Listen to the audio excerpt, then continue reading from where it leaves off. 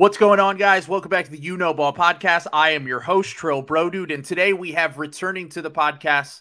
You might know him from literally just this podcast at this point. I think it's just old tweets and the You Know Ball podcast. So we have MDel NBA making his triumphant return. Matt, how have you been? I've been good. I've been living in the metaverse, and I've also I've been reloading my tweets. Nice. Yeah. So how are things in the metaverse? What's going on over there? Pretty horrible. I ran out of food. I don't even have a family in the metaverse, which I thought would be cool at first, but it's incredibly lonely. Yeah, I'm actually going to sign off now. Well, that was a very, very gripping episode that we just recorded. Hope you guys liked it. We will not be talking about anything other than that for the rest of the episode. Who are we kidding? It's slop week, baby. It is slop week, baby. We are very deep in the slop. So originally we were going to do, we had a few different ideas. And then Shams hit us on Friday with the biggest Shams bomb. By the way, huge Shams guy here. Yeah. I just want to say, always loved him. He's the only reporter that I listen to. Same. It's honestly like him and Bill Simmons. Bill Simmons, who once again reported on the trade today about Ben Simmons and James Harden, saying and like Kendrick Perkins if it suits my interests. Scoop B. If I'm in the mood, I'm a big Scoop B guy. Like if he is saying something that I personally benefit from, huge Scoop B. Evan Massey, like Woj is a total hack, and I don't trust him at all anymore after the last few days. Jake Fisher, you're dead to me. But those other guys, they're 100% in my wheelhouse. So we have a new report from Shams Charania that basically the Nets are open to a James Harden trade of some sorts. So I don't know how the fuck this happened, because I actually went on an athletic podcast last week, the Saturday Slam and Jam, which was a lot of fun. You should go listen to that if you haven't already.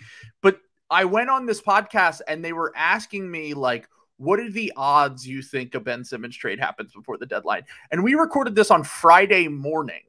So I was like 5%. Like there's no chance. So like right before.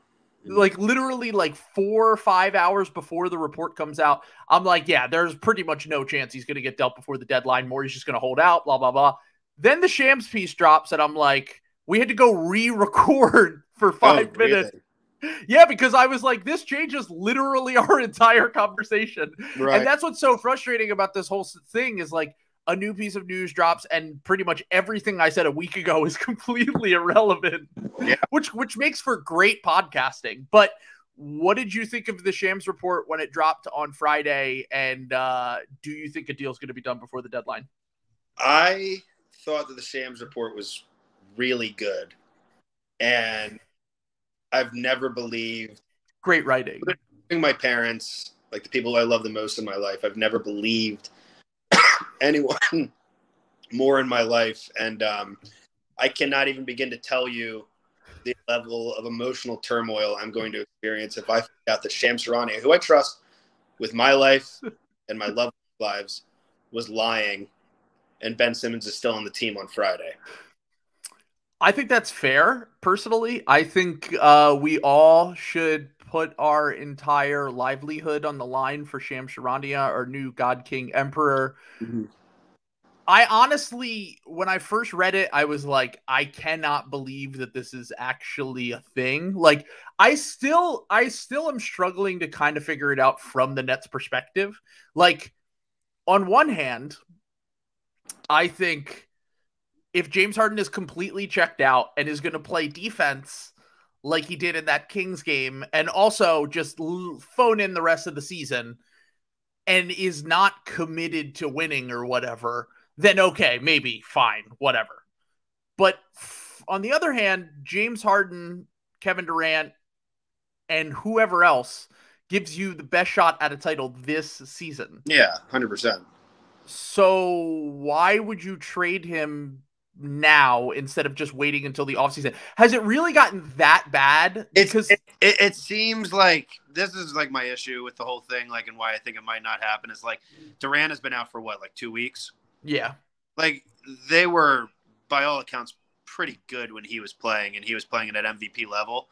Like, yes, they've dropped 7 in a row, and like Kyrie Irving is like injecting Joe Rogan podcast episodes into all of his teammates, and like Baby has been banned from the practice facility.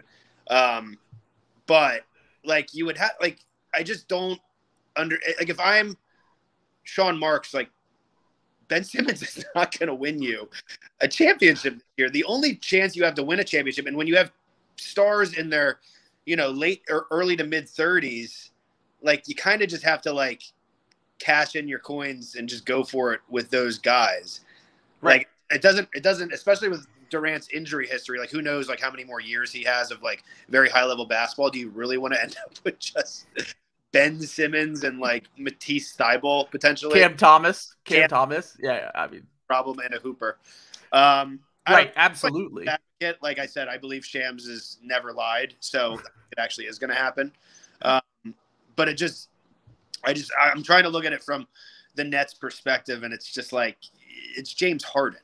Like, you kind of got to go for it, So I do agree with that. The only thing I can think of that the Nets would say to themselves is, Harden is going to leave this offseason no matter what. He's gone. Yeah. Like, he's already told us he's leaving. Even if they win a title, he could pull a Kawhi and just be like, see ya, we did what we needed to do. I don't like living here. I don't like being teammates with a, third eye conspiracy theorist. I don't know did you hear what Kyrie said with like the basic, what's that? The media plant thing where he was like talking about.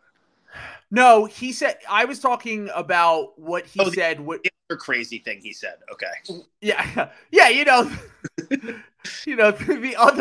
One of the many other things that he said, which was basically that he was talking about like, who knows what's going to happen, blah, blah, blah. And they asked him about like, well, do you think you're going to return anytime soon? And he's like, I just have a really positive feeling about like in the coming days that like I might be able to come back and like play every game. And they were like, is there more information? And he's like, no, I just got a positive vibe. Like, he's literally just like, it's like the book, The Secret. He's just putting it out into the universe. Yeah. No, it must be awesome to be on that guy's team. I used to kind of defend him like years ago, like when he first left Cleveland, and I'm like, he's young, like I'm sure playing with LeBron is like a lot. He's a total lunatic, dude. Yeah, I mean now I think we've seen he's on his path to destroying the third straight contender that he's been on. I think it is. He goes to contenders. Yeah, I know. He only goes to contenders just to like. It's like some guys want to win MVPs, some guys want to win titles. Kyrie's goal is like, I want to go to a contender and I want to destroy any chance that they have at a title, and also say and do the weirdest things on my way to doing that, including like the fact is like, I think what has made Harden so angry about all this is like, Kyrie could literally change his mind tomorrow and be like, I'm going to go get my vaccine. I'm going to go play. Let's make a run at the title or whatever. And he's just like, nope, no, I'm not going to do that. Even Ben Simmons, who like seemingly doesn't have a soul. Even Ben Simmons was like, yeah, I'll go to Rite Aid. And just get it done. I'll go sit in Rite Aid for 10 minutes. He was like, all right, fuck it. I mean, literally, if everyone else is doing it, I guess. I mean, okay, so just kind of going back to like what the Nets' perspective on this whole thing could be. My biggest thing with it is the fact that it's like, if they look at the fact that James Harden's going to leave anyway, do they go, okay, he's going to leave. we need to try to get as much as we can because a player that's under contract still that could help the Sixers make a push this year, they might be able to get more. Now, what is that more? Is that more Tyreese Maxey? Is that more Seth Curry? Is that Matisse Thybulle? Is that picks? Whatever it is, they're thinking we could try to get a haul from the Sixers right now, and we'll get a better return. And also, we might set ourselves up nicely for the future. Now, if it's Ben Simmons, Tyreese Maxey, and picks, sure. Daryl Morey's not going to do that. Like, he's not going to give the same exact package that he offered for James Harden when he was in Houston, when he was better a year and a half ago. Yeah, and when Tyreese Maxey was significantly worse. Right. Like, Tyreese Maxey had played like 5 games in the NBA, and they were like, okay, maybe we'd be willing to part with him, or like whatever. Like, and I don't even think he was willing to include Maxey in that deal. I think it was Thybulle, if I remember correctly. Yeah. So real quick sidebar, and it's related to Thybulle. Because it's slop week, I was also listening to 97.5 earlier because I'm absolutely unwell. And I tune in, and like the first thing I hear is like a caller's like, yeah, if like we gotta like, if we're trying to get James Harden, like, I'm not giving up Thybulle. Like, that up, man. Like, you're not gonna get another guy like him. If it comes down to Thybulle, I'm not getting Harden. It's just amazing to me how so I understand overvaluing your young players. Like, I think that Isaiah Joe, who has objectively been a terrible NBA player for his first year in the league, I'm like, he's clearly going to be like a starter level guy on a contending team one day. Like, yeah, no doubt in my mind that Paul Reed is going to figure it out. Yeah, Tyreese, Furkan Korkmaz is shooting 28% from 3 because of anti-Turkish media bias. Has nothing to do with the man himself. I literally looked at the numbers. It's 42%. I don't know where they're getting 28% from. It's Ennis Freedom is doctoring the numbers because Korkmaz won't talk to him anymore because of his newfound political goals. But the thing about the Thybulle thing is, like, Thybulle has been a good player for us, has been very impactful defensively.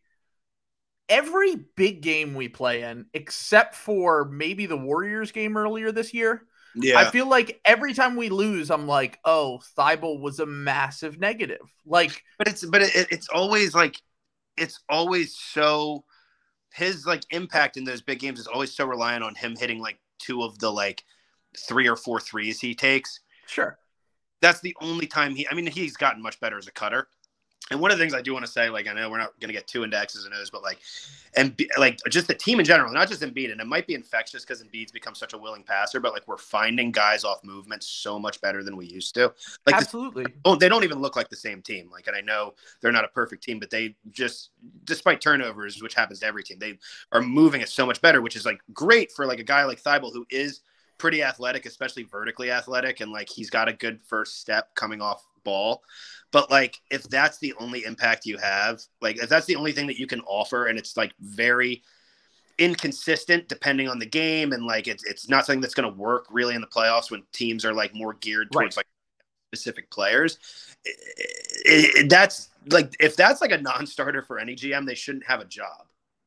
Right. That's my thing, is like, I understand the idea of not just wanting to give a player away, but also, like, you think that Daryl Morey, who has literally created his entire life on the fact that you get 2 stars, you figure out the rest later, is sitting in his office right now and he's like, Matisse Thybulle, the player who literally might be the worst offensive player in the NBA. Like, not even hyperbolic at all. There are very few players who are worse than him on offense.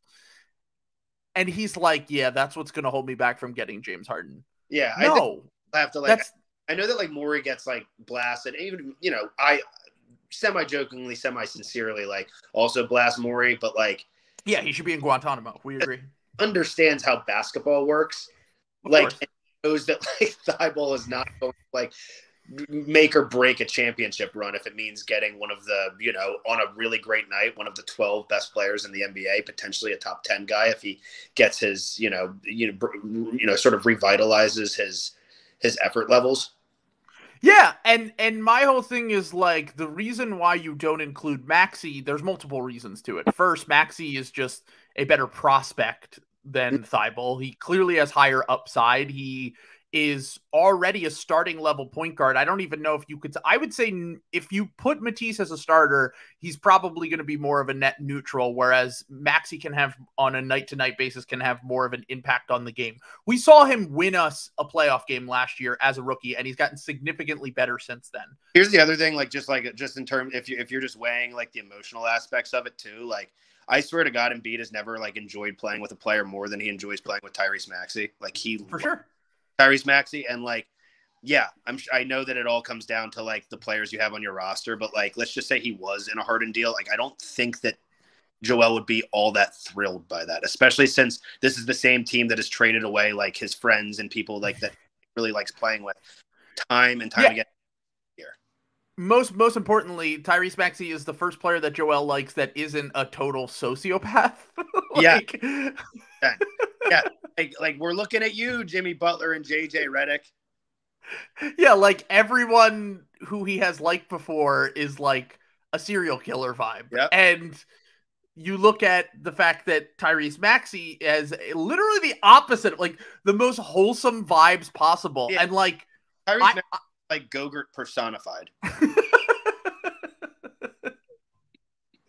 He's very much Saturday morning cartoon vibes. Yeah. Like, so like on RTRS, like I was like listening for a second the other day, and like Mike Levin, like he just keeps hammering home the point. It's like this guy is so joyful, and like I swear that actually does play a huge role. It does. Success in a locker room and success on the court. Like everybody likes playing with him.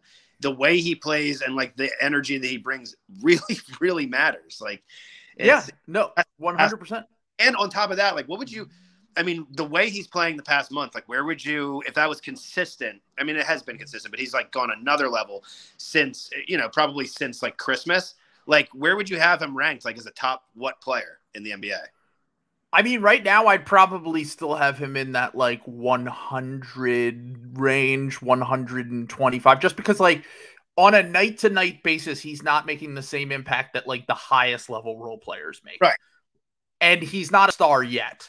But the thing about him is, like, I think that he can slide nicely into either of those roles. He can develop into, like, what Fred VanVleet did for the Raptors. Like, Fred VanVleet eventually became what he is now, which is, like, an all-star level guard. Or at least maybe you don't think he's, like, a surefire all-star level guard. A top 35 player in the NBA. Right. I think he can get there eventually, but I think that the thing that a guy like Fred VanVleet, a guy that kind of comes along on a winning team, like Thibault or Maxey could be like the third or fourth offensive option and try his ass off on defense and like be an effective, good player on a winning team. And then still in a year or two from now, maybe even further down the line, become like an all-star level player. Whereas like, Matisse Thybulle might be very helpful right now in terms of like, you do need defenders. I'm not saying that you don't. Like, I think that it's very reminiscent of what the Kings or the Knicks did after the playoffs last year, which is they did a massive overcorrection in the opposite direction. They got to the playoffs because they had all of these like really good defenders, and like Tibbs put in a system. They played really good defense, and then they got to the playoffs and they had, oh, right, you literally need to have guards on your team. And they were like, having guards in the NBA is a little bit important. Yeah. So they overcorrected all the way to the other direction, and they went out and they got like 15 guards. Yeah.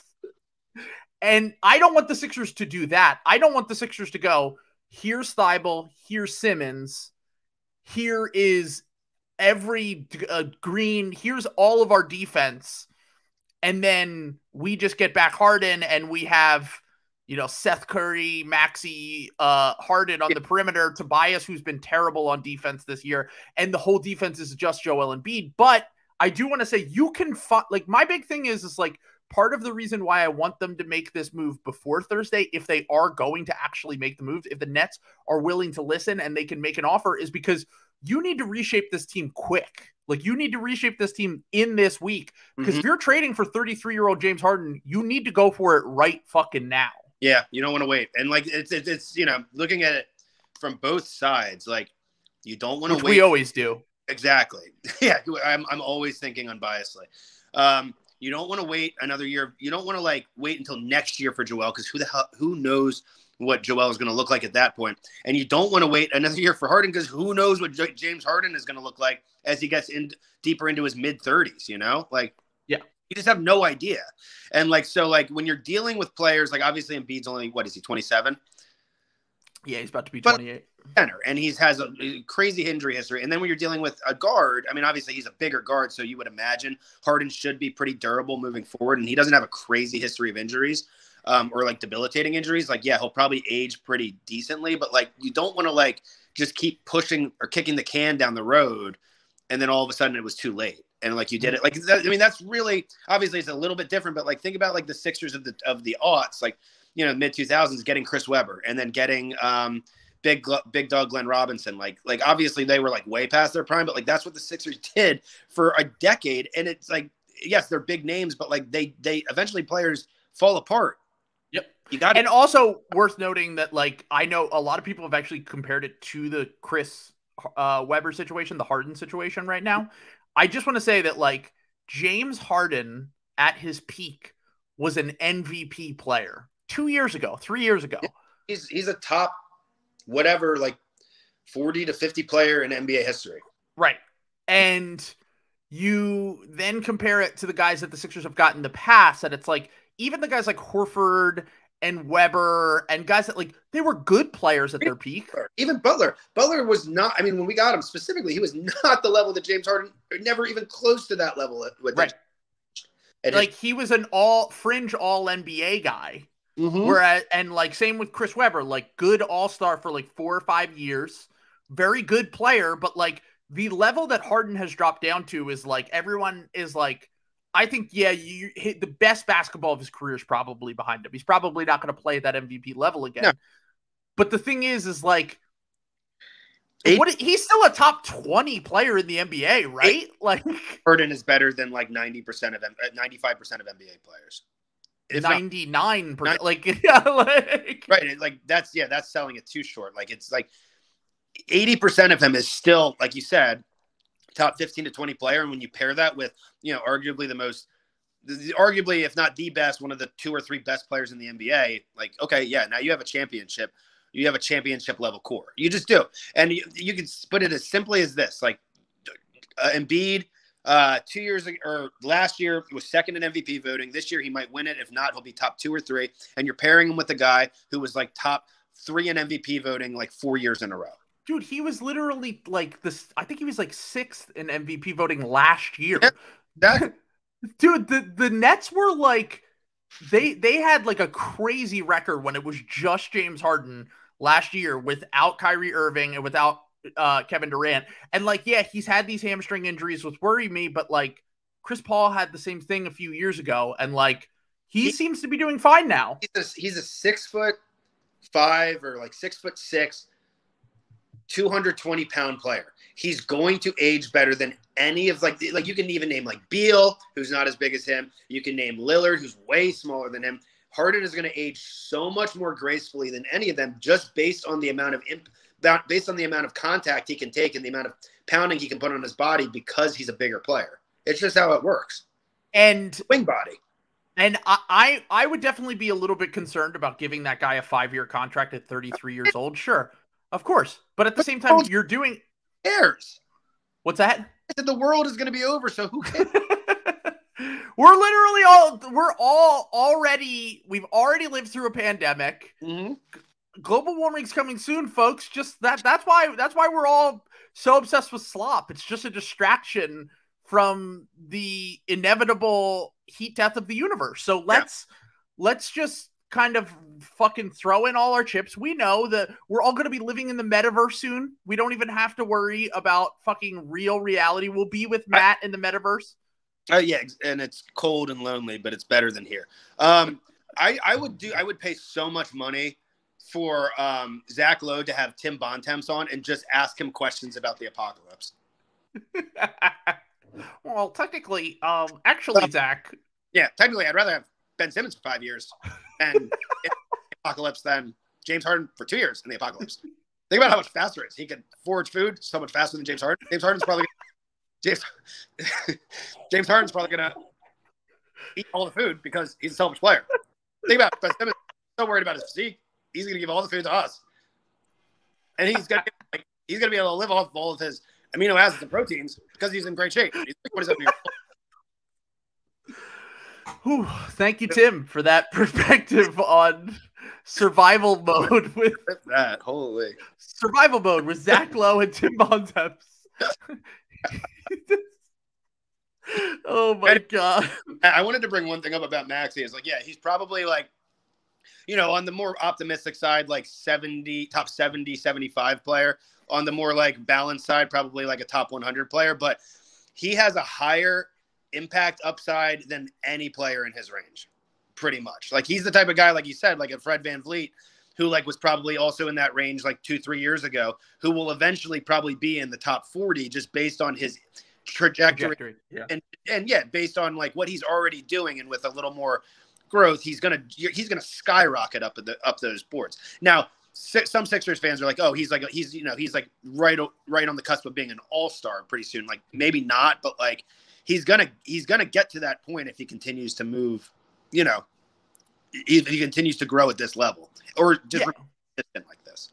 Yeah, and my whole thing with like, personally, I think that if this was the offer last year, I think ultimately Morey, nice dude.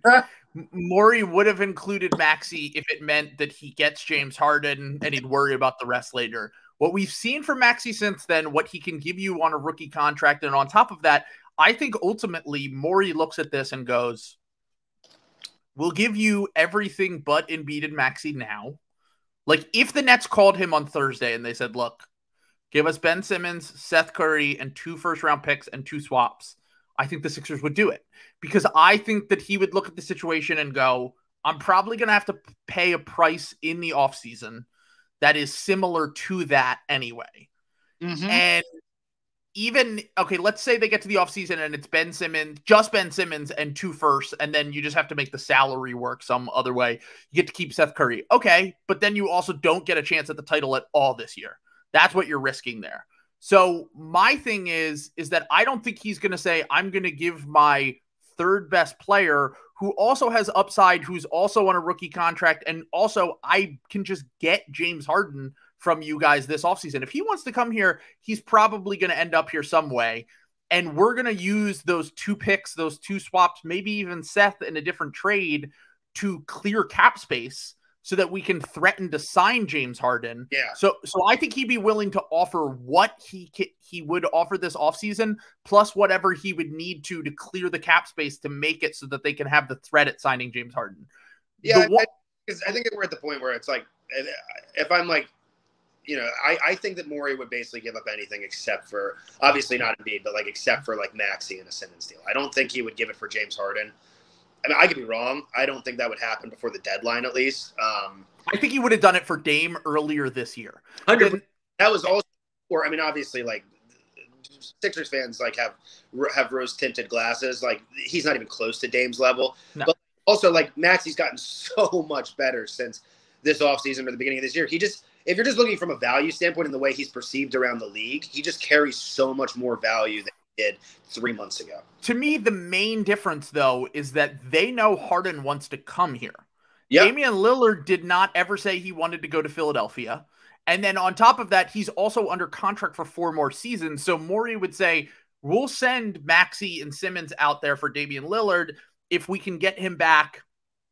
And we don't have to make, I don't think it makes the Nets much better at all. Like if they get Maxi and Simmons, I don't think that they're any better.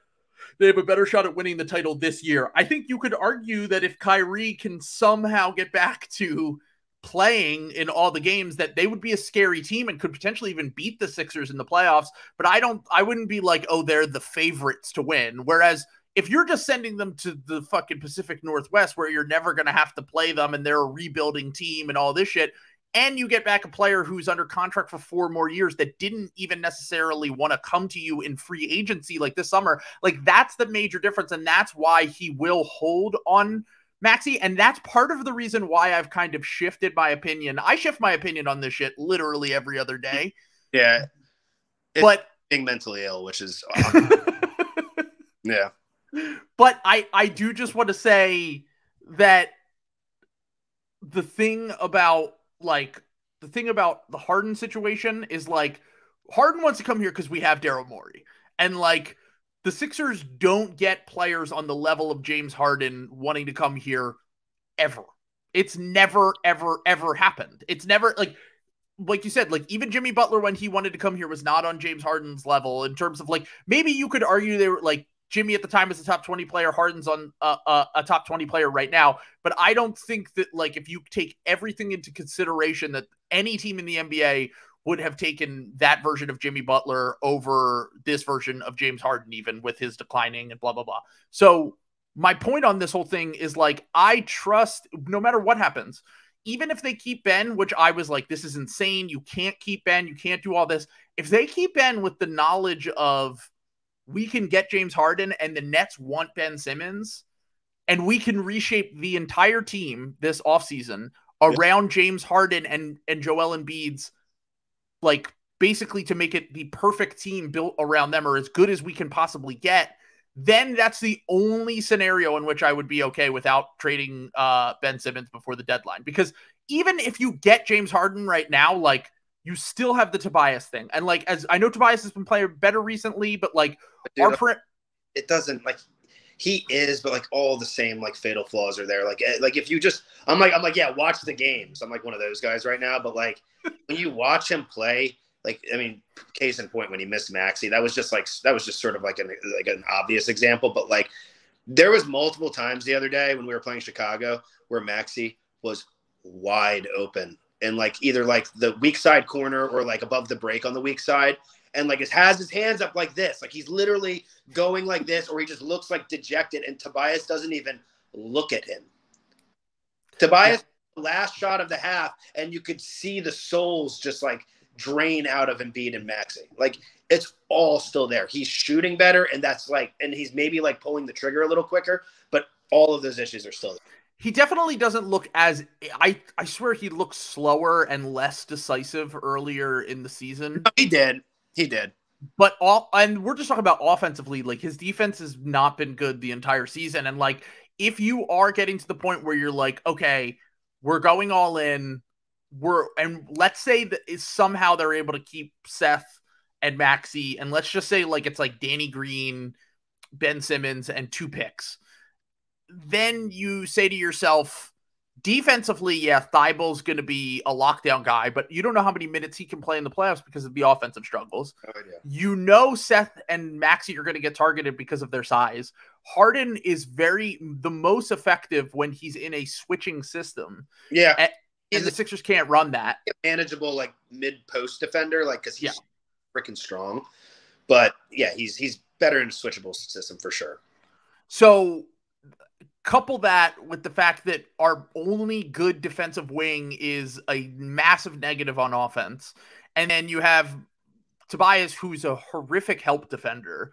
And really his only value is the same thing that Harden and Embiid are already better at, which is that mid-post defense, that posting up. That's not really going to be all that beneficial in the playoffs. So if Morey does choose not to like make a move before the deadline, and it's because he knows he can get Harden for less in the offseason, and because he knows he can choose who he puts around James Harden and Joel Embiid, and also try to keep Tyreese Maxey to be the third guy with those guys. Yeah, I mean, like you said, like it's even if we get Harden, there's so many variables, and who knows if we would even like get to a conference finals. Obviously, we'd have, you know, much greater chance of that happening if we'd be in the same fucking boat right now. Like, yeah, we're never getting to a conference finals. Exactly. It like it doesn't matter. Like we're definitely not going there. I mean, like maybe like if like everybody like dies on every other team, then like yeah, maybe like we'll get to the second round, lose to like Trae Young and like 4 cloned Kevin Herters. But like it's definitely not happening if we don't get Harden, and that's the only chance we have. And that's the whole like that's Morey's entire philosophy is like give it like just like get to the point where you have a chance. Well, like Morey, like we don't have a chance without a big trade. We just don't. Right. So I think that it ultimately like I think if they had to include Seth, which is like the thing. By the way, I love Bill Simmons just going on the air and just being like, I heard it's over Seth Curry. And like, that's like what the haggling point is right now. And like the Sixers don't want to give up Seth Curry and like, blah, blah, blah. And he's like, yeah, aggregators go crazy. Like basically like he's the best. He doesn't, because my favorite part about like journalists going on these things, like they're very careful with how they say things. Yeah. And Bill's just like Brian Windhorst literally has PTSD from like the time he thought he might get aggregated. The aggregators. But yeah, it's like journalists are generally like that. That's why like Bill's so fun to listen to because he doesn't care. Oh yeah, I mean I'm just like Bill. I come on here and just say whatever I hear, and it's great. He cares, you know? Yeah, none of this matters at all, which is why it's so much fun, the trade deadline week. But I just want to say that there have been like a few reports over the last few days that like have come from credible journalists that we know and trust, like Keith Pompey, who basically came out and said today, which is what Woj kind of echoed as well, which is like basically that the Sixers and the Nets actually haven't even talked. But the report that came from Shams was clearly coming from a combination of Clutch and the Nets front office of being like, we're open for business. Yeah. Because Clutch really would want Ben on the Nets. That makes a lot of sense. He would be the third best player there. He could kind of slide into a role where he doesn't need to be on ball as much. He can kind of focus on the things that he's good at, like defense, rebound, playmaking in the open court, passing, whatever. And he can maybe slide into, he can literally finally achieve his goal of becoming tall Bruce Brown. Yeah, and it's the only place that would ever happen. So I can imagine his lips at that opportunity. He wants to be max contract Bruce Brown, as someone on Twitter said, Bruce Clown, has replaced Sad Young. But so we have that come out. But basically, Woj and Keith have both kind of been saying that, like, they're actually not even talking every day. Like, the other team doesn't, like, Sean Marks doesn't want to call Morey. Morey doesn't want to call Sean Marks. My guess is that they've been going through Clutch because they don't want to be the ones that give up leverage. Like, the second you call and you're like, hey, like, we want James Harden, I guess that's like giving up leverage in some. It's always been this ridiculous with like tea leaves and like reporting and stuff, or am I just realizing now because like I'm my mental decline is so rapid? No, it's insane. No, it's definitely gotten worse because this shit that we're talking about right now is what drives everything.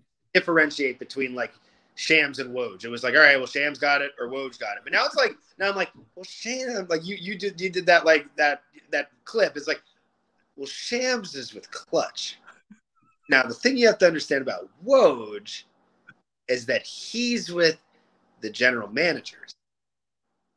Got to think they're different. You got to stay woke, dude. You have to know where your slop is coming from. Is this Woj is best friends with Kyle Neubeck? And Sham best friends with Bill Simmons. And it's always been like that. And have brainworms.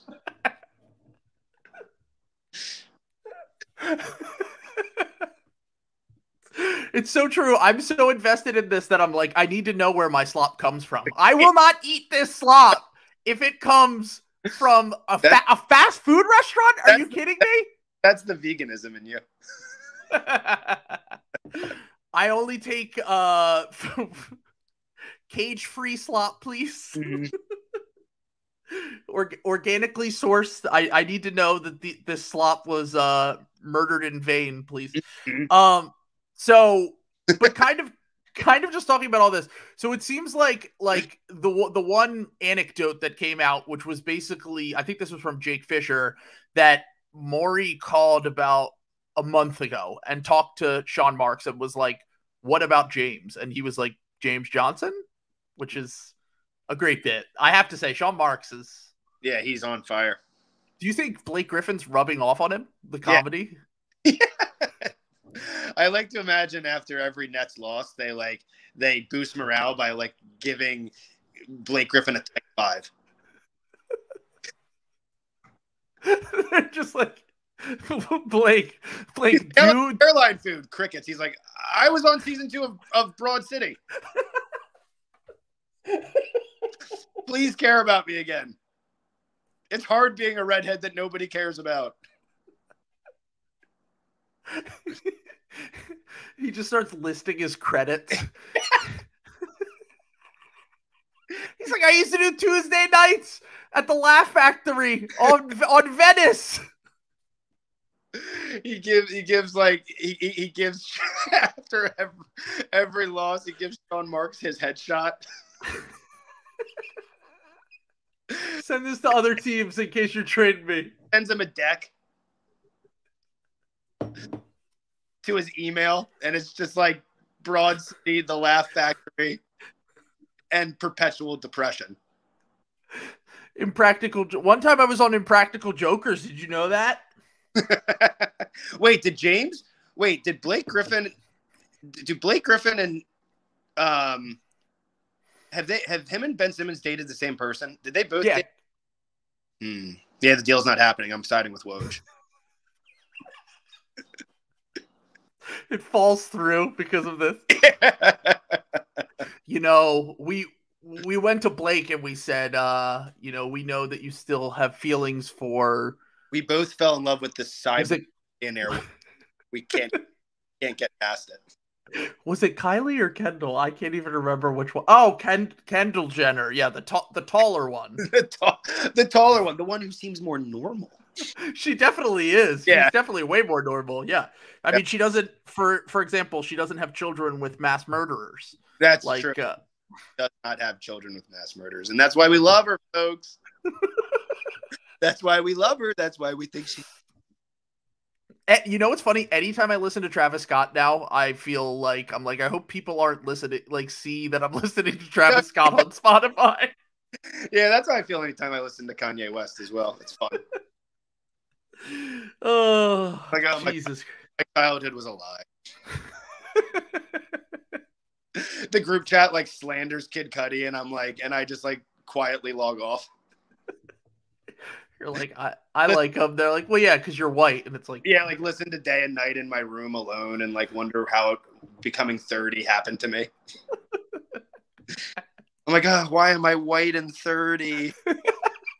Why is my life so difficult? I don't think I've ever related more to a bit than that bit, I have to say. Yeah, I know. That probably hurt you. Profound. Yeah, definitely. Yeah. You liked Kid Cudi before I even liked Kid Cudi. You were a Kid Cudi day oneer. Well, duh. I mean, I had depression. Yeah, I was a junior in high school and had depression. I'm not really seeing that. I know, and then I make fun of the same people who all the rap all the rappers who have passed away, all the emo rappers, and I'm like, yeah, but that's not Kid Cudi. Same thing. I'm well, Pete. I'm like, kids these days are losers. He didn't connect to my soul in the same way that the Cutter did. Yeah. Yeah. But so Joel Embiid goes on the radio today, basically. I do just want to say that it's obviously total bullshit. The Sixers and the Nets, I think, if they have contact over the next, it will probably be on Thursday. They're both just waiting until the last day, and then they'll call and they'll try to work something out. I personally just think it is funny because the news comes out and we all know that everyone is lying. And they really have been for a solid week now of just yeah, no, we really appreciate Eric Gordon. You know what? We think Mike Muscala is untouchable. He's a culture setter. Like, we're not moving Kendrick Williams, even if you gave us 4 first-round picks. Like, it's all lies now. Your tweet earlier today was so great, and it was like, everybody, like remember, like, if you hear anything this week, it's a lie. And then, like, it's like anything comes out, it's like, no. It's so true, though. It's like, we know it's a lie. I do the same thing, though. I know it's all lies. And my visceral reaction to when news comes out is like, I'm going to kill myself. I know. I'm like, I didn't realize that Jake Fisher was no longer an ally. I have to go shower and think about stuff. I didn't know that Jake Fisher would become an enemy of the process. Yeah, that's too harsh. Didn't you write a book about the process last? Like, did you used to talk about Sixers and you like them? Why are you making them not do it well? Why do you make them do bad now? Why Jake Fisher make Morey not do it anymore? It's literally tanking to the top was my manifesto. My version. He was my version of Karl Marx, really, and now he is just another fraud and a phony. And I will never forgive Jake Fisher for doing this to us. There was I forget who reported it. It was like some it was just like some C-level reporter, but like they like aggregated Kyle Neubeck. And like Neubeck was basically just doing like a column, like he was kind of giving his opinion with I'm sure he had like insight from the front office, but it was like they don't want to include picks, blah blah blah, and like they spun it basically like the Sixers refused to include picks, and like I knew exactly right away. I'm like, yeah, like Neubeck's getting spun, but a little part of me was like, I met this guy in person. I had shared words with him, and I just can't believe he's gotten this disgusting. He grew up in Philadelphia, but he's anti-Philadelphian. It is funny when people get mad at Kyle and they get mad at like literally it happens all the time when they get first off, he's like the most impartial reporter. Like he's just he's really good at what he does, and like I would lose my mind if I was him. The amount of dumb people that like take what he says. He clearly has a source in the front office that gives him good information too. I would probably has the most information of any of our beat writers. Yeah, 100%. I mean, Kyle's by far the most plugged in. Yeah, and at least to the current administration, the current regime that we might have to topple after the trade deadline. But the thing is like these reports come out. And the whole content cycle is just built on reaction and just reactionary people getting mad because that's what drives engagement. So you clip the part of the article, and Kyle even tweeted this at me the other day. He was like, I didn't say that. Like, if you read the whole article, he was like, I'm not saying like someone tweeted something at me and I was like, whatever this part of it was, I was like, that's cap. It's not true. Like, and then Kyle tweeted at us and was like, guys, that's not what I said in the article. Like, read the article. Mm-hmm. They're just going to take whatever they can because it's going to make the most people mad. It's going to get the most engagement. It's going to get upvotes on Reddit, and it's going to go viral because of the one part that they clipped. Which the funny thing was literally like Sixers aren't interested in a James Harden deal was the exact before the deadline, which is like the furthest. Like, you think that Daryl Morey sat out, turned down offers for like DeJounte Murray, CJ McCollum, and picks, and like fucking all these crazy offers, not like amazing offers, but like all these offers of like the Minnesota Timberwolves were going to give like a decade's worth of picks for Ben and stuff. And then he just gets to the deadline and there's finally the player, like might be number one or two on his board. But the guy who like basically made him like the king. You know what I mean? Like he made Morey's career, at least in the 2010s. Like, yeah, but I don't want that guy actually. Yeah, no, I'm chilling. I'm actually good. Actually, you know what? It's fine. I'm going to take D'Angelo Russell and picks. No, you know what? I'm just going to salary dump him to the Oklahoma City Thunder. I don't want James Harden. I'm going to fly to Portland and I'm going to rub Damian Lillard's tummy because his abdomen hurts as he records B-sides at Sub Pop Records. Did you What? hear Bill Simmons trade that he had before this week? By the way, I just want to say we're going to get into the Bill stuff now, which is like the podcast today was so good with Jackie Mack and KOC. So good. And he basically was like, this was 2 weeks ago. He was like, the Sixers are going to trade Ben Simmons plus a pick plus other stuff for Sabonis and Jeremy Lamb, which makes literally no sense to me. This was 2 weeks ago. And he was like, look, they're not getting one of the top 40 players. They can dream about James Harden all they want. It's never going to happen. Blah, blah, blah, blah, blah, blah, blah. Okay. Then he goes on his podcast last week and says, why don't they just trade him to Oklahoma City for Dort and a bunch of picks? Yeah, I mean, I'm telling you, Bill Simmons is the only reason I'm like almost 100% sure we are going to get James Harden. Because I've never seen he copes, obviously, like he's a huge guy.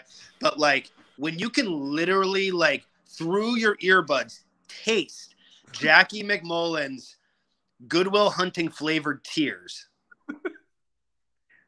and KOC's nervous laugh, you know it's happening. It feels inevitable. Yeah. It really does feel like, after listening to that podcast, the cope from Bill was amazing. He keeps saying, okay, so first off, he keeps saying he doesn't like the fit with Joel and Harden. First off, before we even start talking about the podcast, did you listen to the very beginning of it? Everyone keeps telling me that his son did an ad read. His son did an ad read. He goes, hi, this is Ben Simmons, and not the one who quit. No, like it's the best thing I've ever heard. It's amazing. I honestly lead off with that when you go into post-production. It's so good. Just play that as the intro. Yeah. All right, I'll tell my producer to cut that and put it as the intro. Dude, God, I don't even want to have Bill Simmons on the podcast at any point. I want to have the other Ben Simmons on the podcast. Can you imagine how many times he would cancel himself in the span of 30 minutes? It would be more. I feel like it would be more like a therapy session. I would just be like, "What is it like to have Bill Simmons as your dad?" He just starts going like, "I need a real father. Someone please make me clean my room. I need a Jordan Peterson father. I've been doing drugs since I was 6, and he says it's swag." He made me watch The Exorcist when I was 3 years old. But the one thing that at the very beginning of the podcast is I only listened to the first 20 minutes and I feel like I got everything I needed. Of course. Jackie McMullen goes, if I had to rank the players that I would want if I was Philly, she goes, Damian Lillard, Bradley Beal, and then James Harden, a distant third. It's like, where have you been for a year? Yeah, I'm like, as far as I'm concerned, like Damian Lillard's getting like triple bypass heart surgery. He's not even like alive anymore. He's not alive because I haven't heard a gosh darn track drop from him. It's true. It's been a minute since we heard a Dame Dollar in the studio, and he isn't in the studio, running from the grind. Clearly, he's clearly running from. I mean, they're really testing his patience. They're trying to see how far he is willing to go to see if he can run from the grind. But my whole thing about her saying that, I was like, what do you think we've been doing since last summer? That literally those were the two top targets. That's the other thing. It's like this has been the entire past 10 months or whatever. However, this feels like an eternity. But yeah, that's all we've been doing, Jackie. It's like, okay. Like, I'm sorry. Like, I know like she is like seemingly plugged in some places, and she has been like, has done pieces about the Sixers and like traveled with the team. It's like, how did you not know that? Yeah. I mean, I don't understand how, like, even if that was the case, that like James Harden is third on your list and that's how you feel about these things.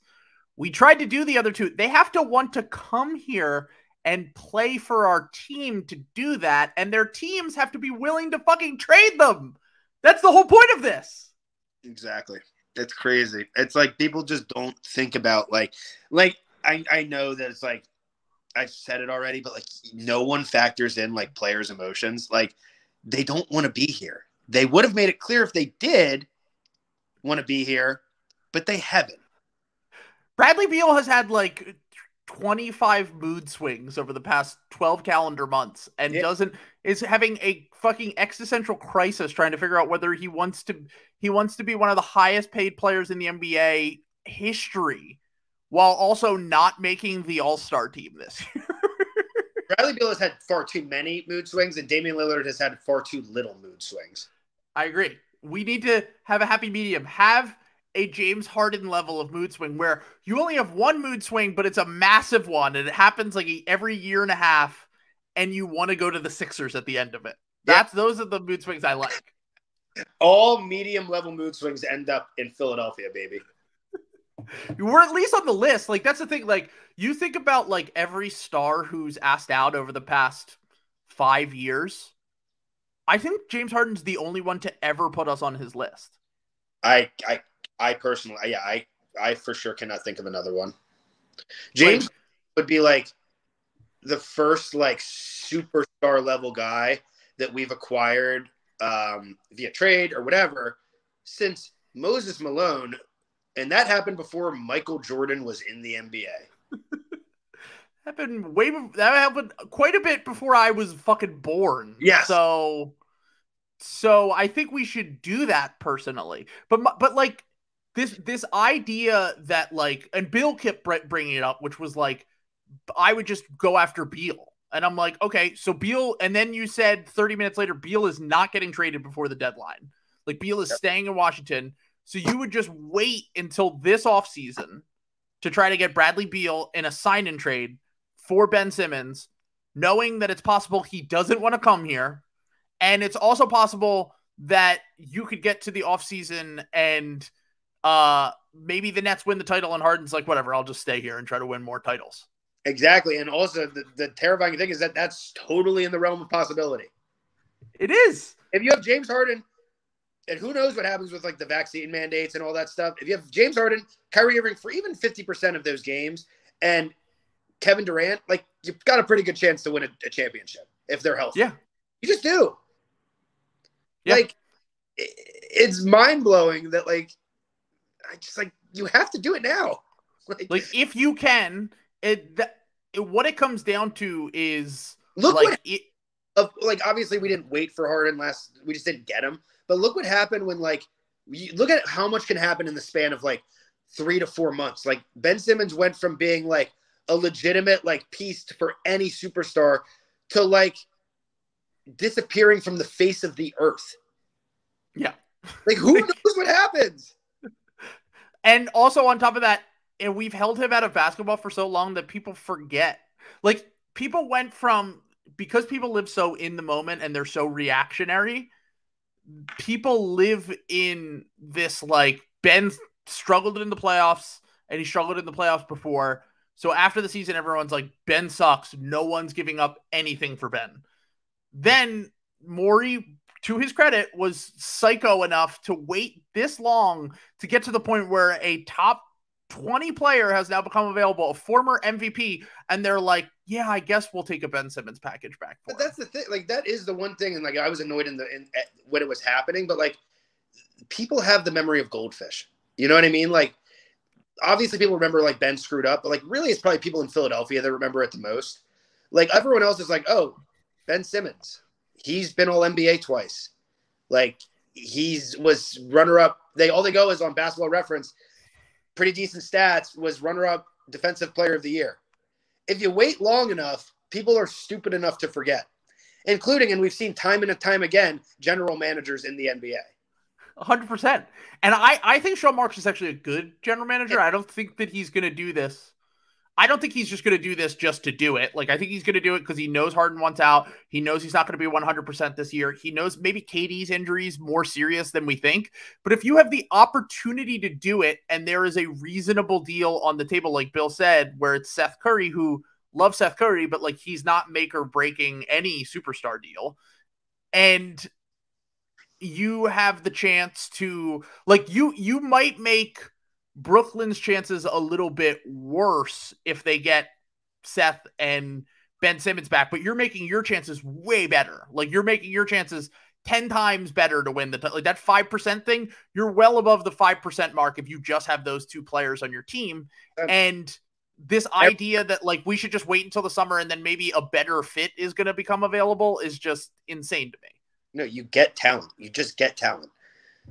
Like Embiid is the type of player, because he's so good at both ends and because he can like anchor a defense and like be, now he's proven that he can be like, he could completely be like the heliocentric piece in an offense. Like you just go get the most talented player possible. It's probably going to fit around Joel Embiid because he's that's why Harden wants to come here, because he wants to have less responsibilities. Because since he's gotten to Brooklyn, he's had to be the heliocentric guy again, and he doesn't want to do that because he's fucking old and he wants to save himself for the playoffs and he wants to be more of a secondary guy. There could be so many nights where he just plays like 25 to 30 minutes. Like there could, and I've heard someone else say it's like there could also be nights where Tyreese Maxey just like puts up 30 points and both of them can kind of chill. Yeah. Like there's not many places where you can go where that's the possibility. There just aren't. And there's not many stars that every single superstar would be able to fit with other than Embiid. So I just want to say that like this is something Sam Sheehan said when he came on for the Trade Machine War Crimes episode, which was basically like, if stars do ask out and it is sometime before the deadline or if it's this summer or whatever, the Sixers are generally set up well just because no one has cap space. They have the guy that is tradable in Ben Simmons, that even if a team is like, Ben Simmons sucks, we don't want him, like Houston did last year, they're like, we don't want Ben Simmons. You can get a ton of shit from another team and then send it to that team for a full-on rebuild, which is kind of the idea behind all this.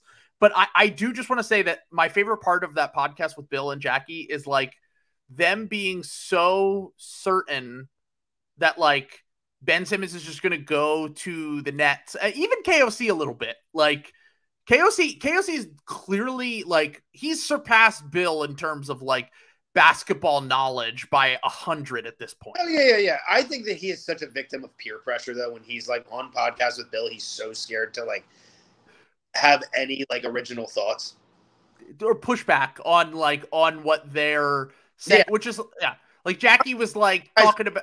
I get it, but yeah, but also like you want to respect your elders, as they say. But like the thing about the KOC thing is like KOC clearly has like they go off on this whole tangent about why they shouldn't trade for James Harden for like 20 minutes. And then finally KOC comes in and he's like, it's fucking James Harden.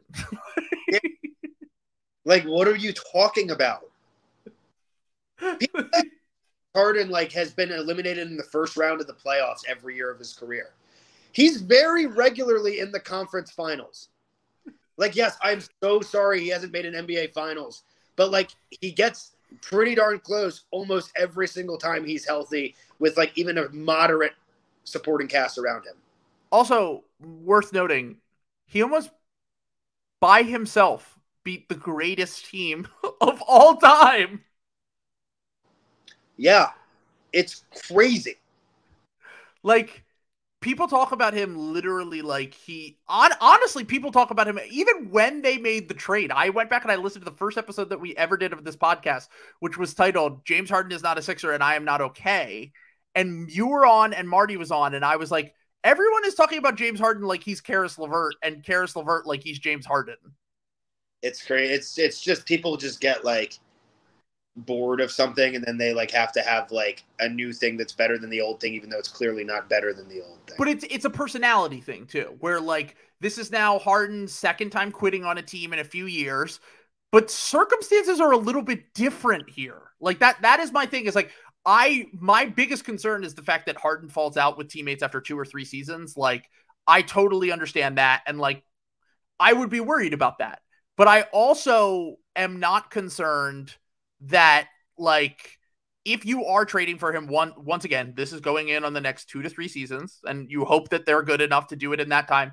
But also, like, he has a teammate. No one's mad at Kyrie about this. Like, he has a teammate who's literally not playing half the games. And is, like, so vocal in the media. It's, like, actually insane. How, like, he's just like, oh, yeah, I'm going to talk, like, 12 times a day. Like, you guys could, like, it doesn't, like, he's so not aware of, like, how much James Harden and multiple Nets probably hate him. 100%.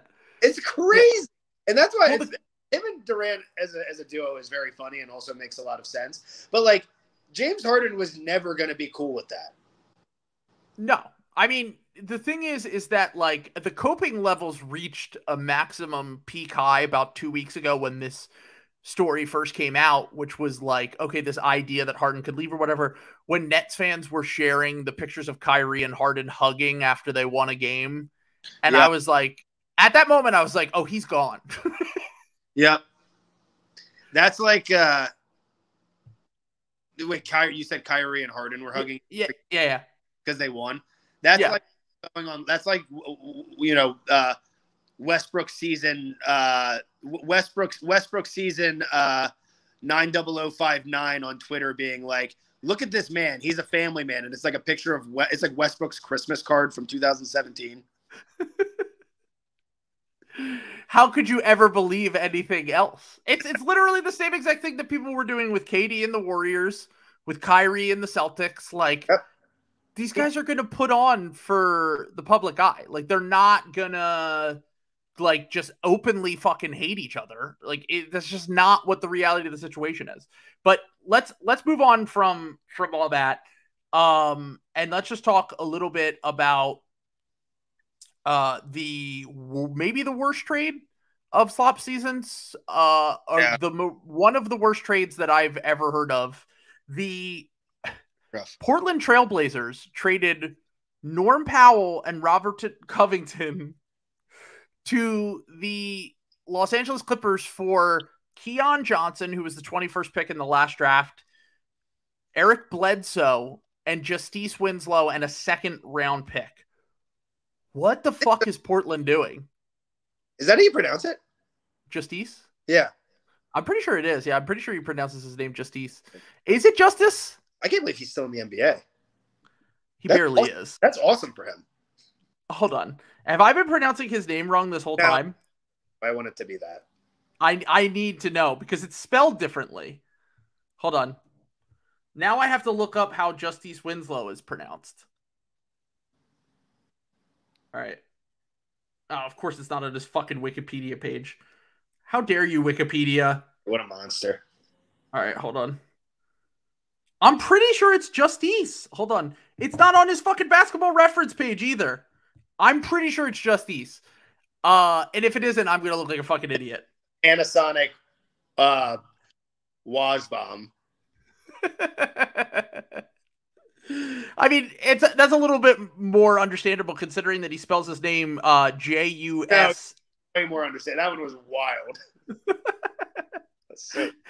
I keep forgetting to call him Waj on the podcast. Yeah, Waj.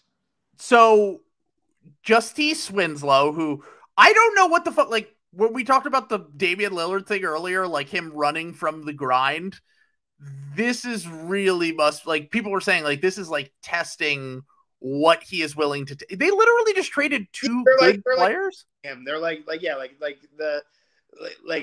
all the, you know, the brass and in Portland are like, oh yeah, you're not going to run from the grind now, huh, buddy?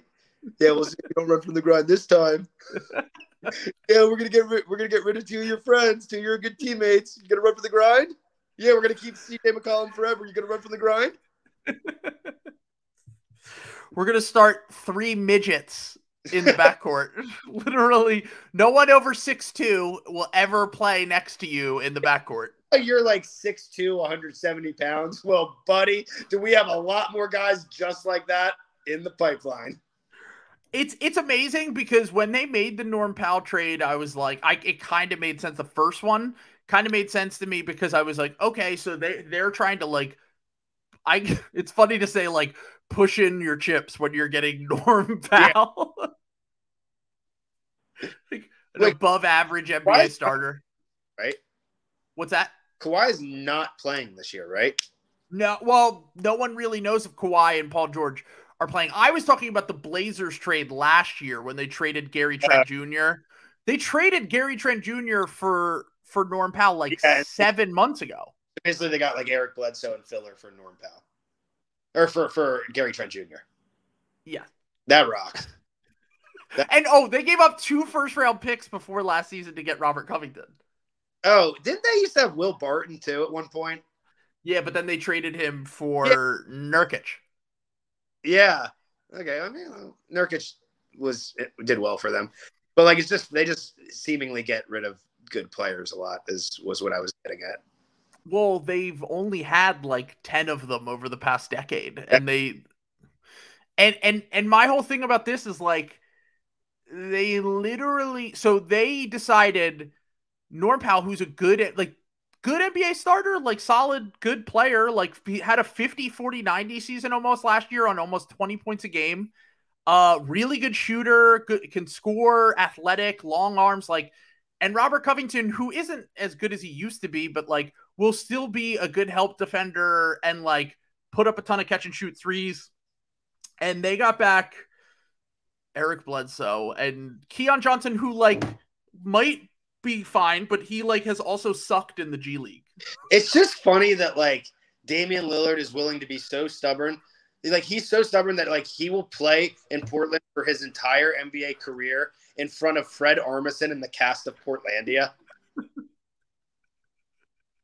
That is so much dedication, and I respect it.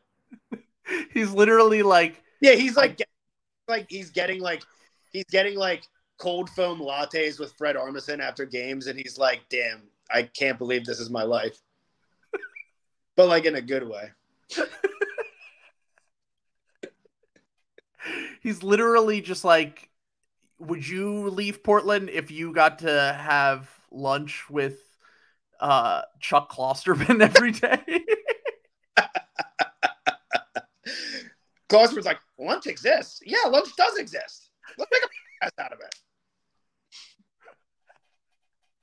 You ever seen that clip of like him of him like talking about Kill a Cow? About like the Kill a Cow's comment on the music exists thing. It's so funny. Yeah, it was on the Rice to Ricky Sanchez when he was like, it's not called does music exist? Music exists. The answer is in the name. By the way, I love how like every 6 months the Ringer comes out with like, from the jump it's like a horrible idea. Oh yeah. Like that podcast. Yeah. You're like, oh, this is going to be scrubbed from the internet in a year from now. Oh, they do it. They used to do it even more. Like they would like give like one of their like C-level like writers like a podcast, and then like 3 weeks later, be gone. They gave like Micah Peters like 4 different podcasts, and like I think each of them had 2 episodes. It's so weird because it's like, doesn't it take time to like, I mean, I know just from having a podcast, like it takes time to like grow an audience. Like Bill Simmons is like, if it's not in draft form, I don't want to do a podcast. It has to have something to do with a draft. It's literally, you have to draft. We're going to draft, we're going to do Trade Machine War Crimes, but we're going to draft the greatest war crimes of all time. Oh, he did this great, like he like will always like tease these ideas for like his other podcast, and like he teased this idea for the rewatchables. He's like, I think you guys are gonna really like it. Like this one's like different, like, or not different. Like he was just like we really put a lot of time and thought into this one. And the idea was they're doing a month called effed up family rewatchables, and they're just doing movies about effed up families. That was the idea. It's so awesome. He's so good. It's twisted, dude. They have a podcast called like Prestige TV, or like or it's either there's like multiple podcasts there. It's either the Recapables or it's like the Prestige TV pod, and it's like him and like Joanna Robinson or something, like talking about like Euphoria. Yeah. I love listening to Bill, like ironically and also unironically because he's just the GOAT. But like, you couldn't pay me money to have him talk about Euphoria. Oh my God. On Monday morning, you wake up and you're like, what does this 52-year-old think of Euphoria? This 52-year-old white guy from Boston. Yeah, and Yellow Jackets, which are about teenage girls. Ooh. Yeah. Dun, dun, dun. With the uncancelables. They were going to get anthrax in the mail. Hey, listen, that was Matt's comment. I just want to say I'm a very happy and non-suicidal person. Likes those. I think it's good that he wears a beanie and talks to his daughter about One Direction. I need a year. He should start doing a month in teens. Like the teen year recap he does. I think it's good that he's forcing his son to take creatine.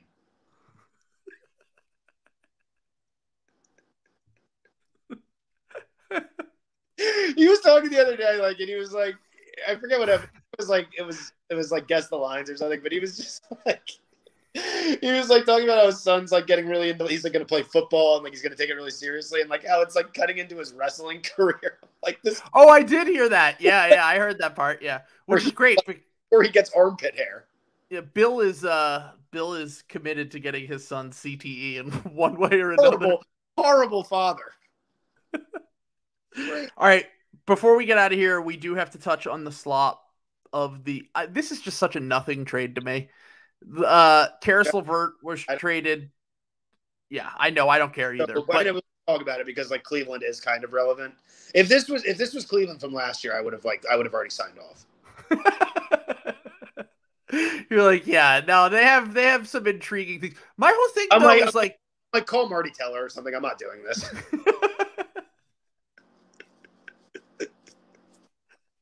Marty and me are talking about our group chat. I'm not about it.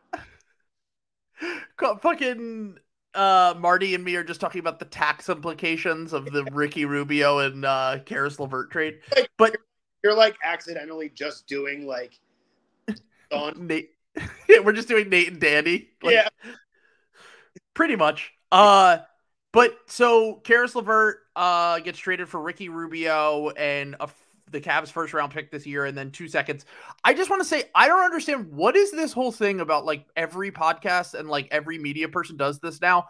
When a team is like young and fun, you're immediately like, they need to trade their draft picks for veterans now. It's like, no, that's not how it works. And it never has been. Like, Cleveland's a good team. Like, I don't think that, like, Cleveland's a good, young, fun team. I think the Hawks last year really, like, poisoned people's minds just because they...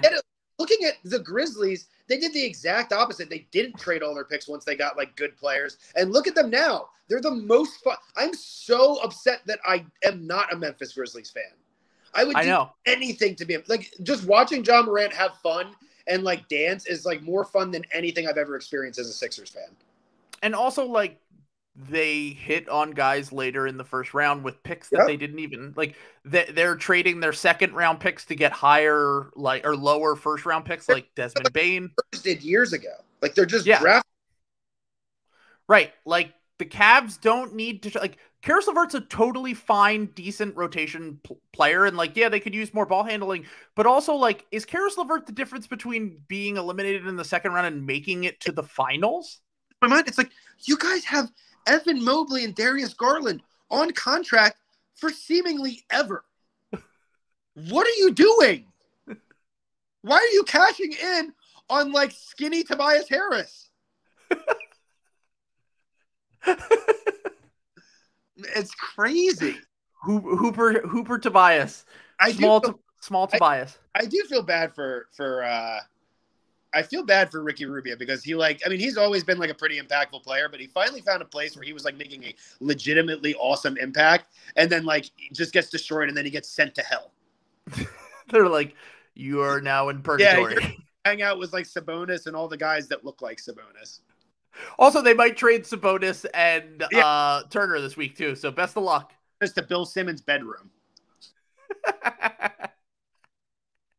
You think that Bill has a poster of Sabonis in his room? It's like a really bad. It's like Nephew Kyle did like a really bad Photoshop of like Larry Bird's body, like with Sabonis's face, with Jokic's head, and he's like, "There's Sabonis." I know why he likes Sabonis so much.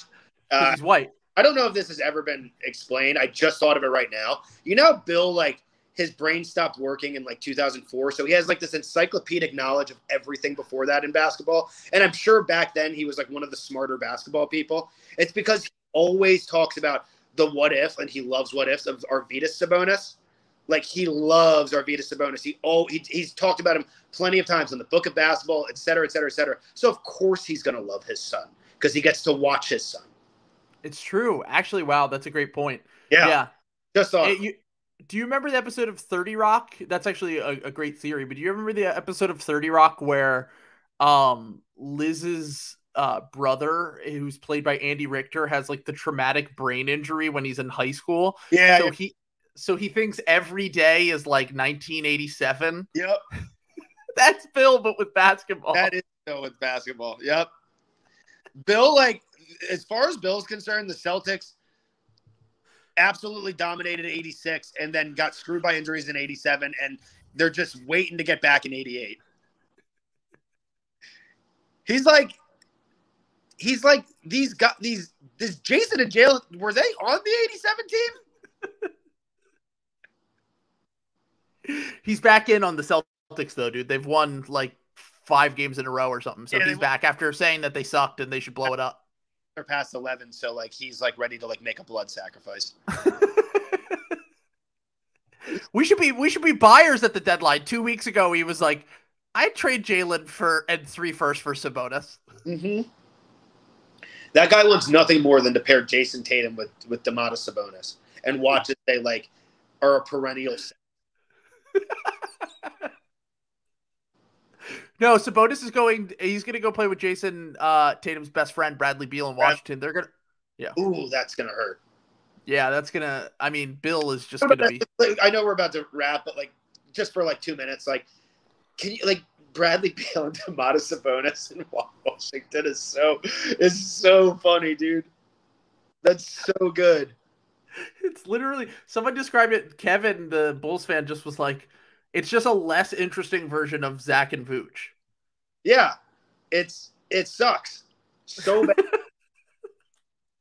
Who is this?